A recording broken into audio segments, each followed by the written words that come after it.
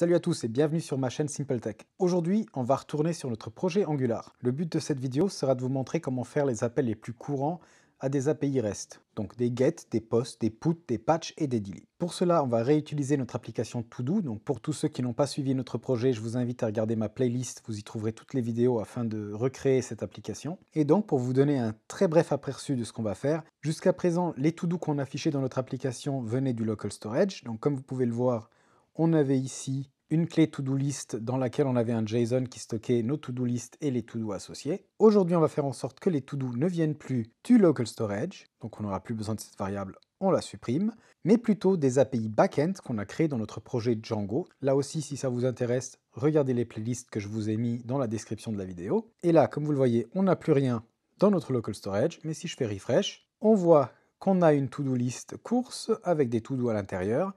Et si on va vérifier dans Networking, vous verrez qu'on a effectivement une réponse qui vient d'un back-end avec notre to-do list, course. Et là, vous voyez tous les to-do associés à cette liste qui sont bien affichés à l'écran. Comme le sujet est quand même très vaste et que je veux pas que la vidéo dure une demi-heure, aujourd'hui on va juste s'intéresser au get et au post et to-do list. On traitera le reste dans une deuxième vidéo qui sortira dans quelques jours. Et sans plus tarder, sautons dans le code et implémentons tout ça.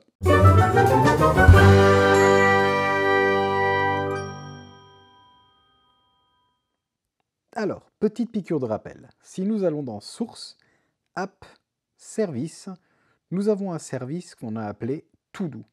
Ce service, comme vous le voyez à droite, est responsable pour tout. Donc, il est responsable pour la gestion des to-do list en elles-mêmes, ainsi que des to-do items. Rappelez-vous, les to-do list peuvent contenir des to-do items, 0 ou plusieurs, dépendant de la liste en question. La première chose qu'on va faire, c'est qu'on va changer tout ça. Donc on va avoir un service dédié à nos to-do list et un service dédié à nos to-do items. Commençons par créer le service to-do list. Donc pour cela, on va créer un nouveau dossier, to-do list, et à l'intérieur de celui-ci, on va faire un new service to-do list. Ouvrons to-do list service.ts. La première chose que je veux faire, c'est déclarer l'URL sur laquelle on va taper. Donc pour cela, on va créer une variable endpoint URL est égal à, et là, je ne sais pas si vous vous rappelez, mais dans nos variables d'environnement, nous avons la base URL qui est censée déterminer sur quel serveur on va taper. Utilisons-le est égal à environment qu'on va importer de environment/environment .base URL, et là on va taper le chemin de notre API. Dans mon cas, c'est to-do list /. Maintenant, je veux implémenter 3 méthodes pour notre service to-do list service. La première sera la méthode getAll, on va revenir à l'implémentation plus tard. La deuxième sera une get qui va prendre un ID en paramètre, là aussi on y reviendra. Et puis je veux aussi implémenter une méthode post qui va prendre une to-do list en tant que paramètre. Appelons-la d'ailleurs new to-do list. Dans notre application To-Do de base que nous avons implémentée aujourd'hui, nous n'avons pas la possibilité de modifier le nom des To-Do list ni de les supprimer. Je ne vais donc pas implémenter les put, patch et delete pour ce service, mais nous le ferons pour le service To-Do juste après. Tous ces services vont retourner un observable. Donc on peut faire ça directement, return new observable, et avec une méthode qui prend en paramètre un observer et qui va implémenter une fonction. Donc là, à nouveau, on va faire la même chose pour le getID et pour le post. Donc je vais faire du copier-coller. Et c'est là que les similitudes s'arrêtent. Donc maintenant, à l'intérieur de ces observables, on va faire nos appels API grâce à private HTTP client, donc qu'on va importer. Et là aussi, on l'importe de @angular/common/http. Et donc ça, HTTP client va nous permettre de faire nos appels API. Nos API, je vais vous les montrer en vitesse. Donc, c'est les API Django qu'on a implémentés dans mes tutoriaux Django. Et là, donc, ici, le Swagger. Je vais vous montrer pour nos to-do list, ici, les méthodes qui nous intéressent. Donc, une fois la méthode get, qui va nous retourner des to-do list, donc un ID et un nom à chaque fois. La méthode get avec l'ID de la liste en question qui va nous renseigner plus d'informations. Donc, celle-ci va nous donner à nouveau l'ID, le nom, mais en plus de cela, elle va aussi nous retourner toutes les to-do qui sont associées à cette liste.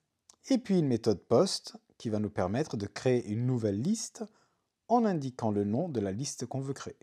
Alors ici, pour notre méthode getAll, ce qu'on va faire, c'est qu'on va faire un 10.httpclient, point, on va faire un get. Le get va être fait sur l'URL 10.endpointURL. Et dans mon cas précis, j'ajoute encore with credentials true, car sinon mon appel serait bloqué par mes règles de cross-origin.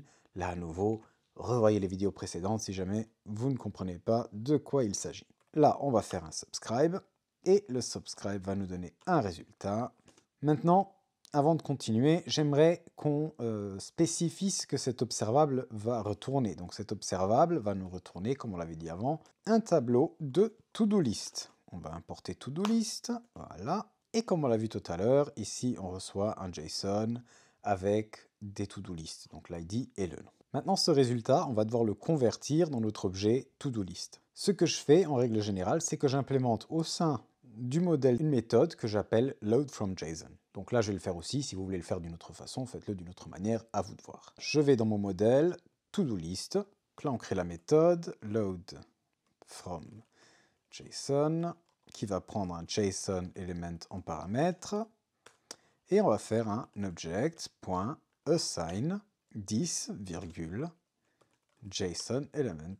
Object.assign qui va simplement prendre tous les attributs de JSON element et les assigner aux attributs qu'on a définis dans notre to-do list. Il y a une exception, c'est les to-do. Les to-do, on va devoir les générer manuellement. Donc là, ce qu'on va faire, c'est qu'on va commencer par dire 10.todos est égal à un tableau vide. Puis, on va vérifier si on a des to-do dans notre JSON element, car n'oubliez pas, si on fait un get de toutes les listes, on ne reçoit pas de to-do, alors que si on va faire un get sur une liste spécifique, on va recevoir le détail. Donc là, je vais faire un if JSONElement.todo est différent de undefined. Alors, je vais itérer sur tous les éléments, donc for const todo.json of JSONElement.todos. Et là, je vais faire un const todoItem est égal à new todoItem, todoItem.loadFromJSON, et je vais renseigner le todo.json en paramètre, puis on va faire un 10.todos.push todoItem. Donc là, on a des erreurs, mais ça, c'est dû à la nature de notre todoItem qu'on va modifier afin de pouvoir l'utiliser de telle manière. Donc ouvrons notre fichier todoitems.model.ts et là on voit tout de suite que le titre est une valeur obligatoire pour notre todoItem. Donc on va le changer, on va le mettre par défaut à un string vide et on doit encore créer notre méthode loadFromJSON. Donc celle-ci va être beaucoup plus simple, JSON element, et on va juste faire un object.assign 10 JSON element. En plus de cela, comme on va vouloir stocker tout ça dans notre backend et qu'on doit associer dans le backend notre todoItem avec notre to-do list, en fait, il nous faut un paramètre supplémentaire, un paramètre qui va s'appeler list, qu'on va mettre à -1, et cet attribut va en fait contenir une référence vers la liste à laquelle ce todoItem appartient. Je vais aussi le rajouter dans notre constructeur, donc list $number est égal à -1. Et tant qu'on y est, vous voyez, j'ai défini à chaque fois explicitement le type de liste et de title, mais en fait, on n'en a pas besoin étant donné qu'on leur ajoute une valeur par défaut. Donc on peut aussi juste taper list est égal à -1, title est égal à une chaîne de caractères vide, et vous voyez que les deux types sont bien inférés, donc une fois number et une fois string. Et voilà, du coup notre to-do list n'est plus en erreur, et on va pouvoir l'utiliser.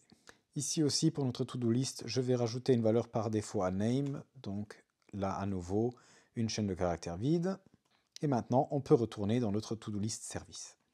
Ok, donc on a les résultats. Ce qu'on va faire, c'est là aussi, on va faire un for const JSON to-do list of result.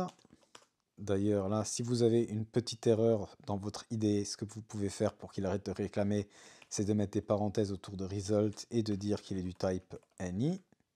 Et là encore, avant le for, je vais créer une liste de to-do list, donc const to-do lists avec s, qui va être égal à une liste vide.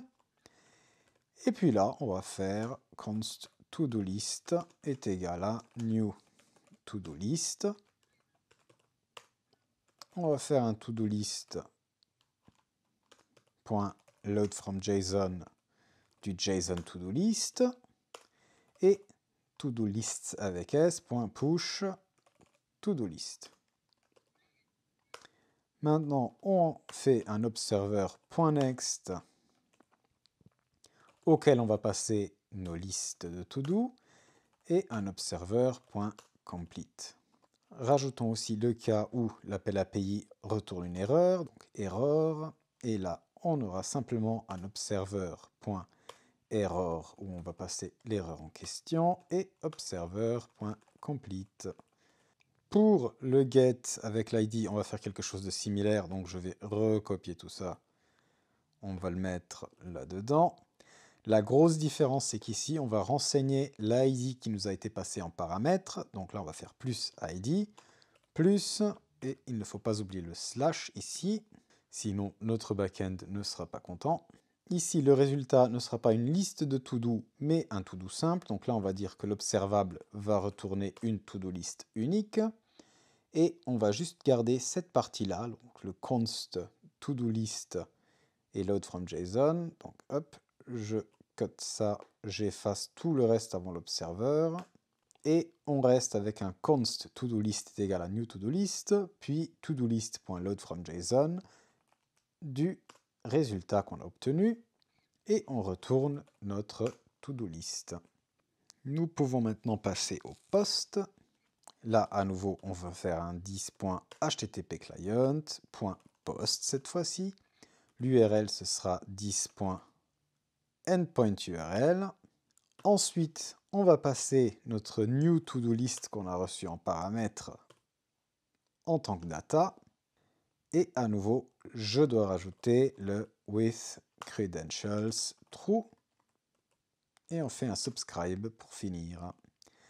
On prend à nouveau notre result de type any et la fonction qui va avec. Notre post va retourner la liste telle qu'elle a été ajoutée dans le back-end avec l'ID qui correspond. Donc là, on va pouvoir copier ici la même chose que dans le get. Donc à nouveau, on va construire une to-do list basée sur le résultat qu'on a obtenu grâce au load from JSON de la to-do list. Et à nouveau, on va mettre notre cas d'erreur qui va simplement faire un observer.error qui retourne l'erreur et un observer.complete. Nous avons maintenant fini tous les différents appels avec HTTP Client à notre API. Avant de passer aux to-do en eux-mêmes, je propose qu'on regarde déjà ce qu'on peut faire dans notre application. Donc allons dans Pages, Home, et là, au lieu d'utiliser le to-do service pour faire le get to-do list, on va plutôt faire appel à notre nouveau service, to-do list service. Pour cela, on le rajoute au constructeur, private to-do list service du type to-do list service. Et maintenant, on va remplacer ces deux lignes par 10.todolistservice.getAll.subscribe to-do lists. Et puis, ce qu'on va faire quand on recevra ce résultat, c'est qu'on va simplement dire 10.todolistArray est égal à to-do lists. Voilà, donc comme je vous le disais avant, les to-do lists qu'on reçoit sont très basiques, donc elles ne contiennent que le nom de la liste et l'ID de la liste. Maintenant, si on veut le détail de la première liste afin de l'afficher immédiatement, ce qu'on va faire, c'est qu'on va tout d'abord vérifier qu'on ait bien au moins une to-do list dans notre array. Donc if 10.todolistArray.length est plus grand que 0. Alors dans ce cas, on va faire un 10.todolistService.get et on va aller rechercher les détails de la première liste. Donc 10.todolistArray 0.id. Là, à nouveau, on fait un subscribe. On va recevoir la to-do list en question. Et on va pouvoir dire maintenant 10.selectedToDoList est égal à la to-do list reçue. Bon, il y aura très probablement d'autres choses qui ne marchent pas, mais je propose qu'on ouvre le browser déjà pour voir jusqu'où on arrive. Ou plutôt regardons la console si elle compile. Donc, tout s'est bien compilé. Voyons maintenant si on va avoir des erreurs ou pas. Donc là j'ai une 404, page not found. Et si on regarde, effectivement, l'URL est to-do list et non to-do list. Corrigeons ça en vitesse. On retourne dans notre to-do list service. Et là, on va rajouter un S à to-do list dans le endpoint URL. Et là maintenant, on voit qu'on reçoit une liste qui s'appelle courses, avec des items acheter du pain 2 et vendre un truc. Et si on regarde en network, nous voyons qu'on a bien reçu la réponse à notre get sur l'URL to-do list, avec une liste qui s'appelle courses. Ensuite, nous avons fait un deuxième get à to-do list /1, donc pour aller chercher les détails de cette première liste. Et là, vous voyez, on a bien les 3 to-do qui sont affichés. Donc, bonne nouvelle, pour l'instant, nos 2 gets fonctionnent bien. Voyons maintenant comment faire pour faire fonctionner notre post afin de pouvoir créer des nouvelles listes. Pour cela, nous devons aller dans notre dossier Components, et là nous avons une composante New List Input qui nous permet de créer de nouvelles listes. Première chose à faire, remplaçons le to-do service par le to-do list service que nous devons importer. Voilà. Et là, nous allons simplement remplacer la ligne 10.todoservice.addList par 10.todolist service.post.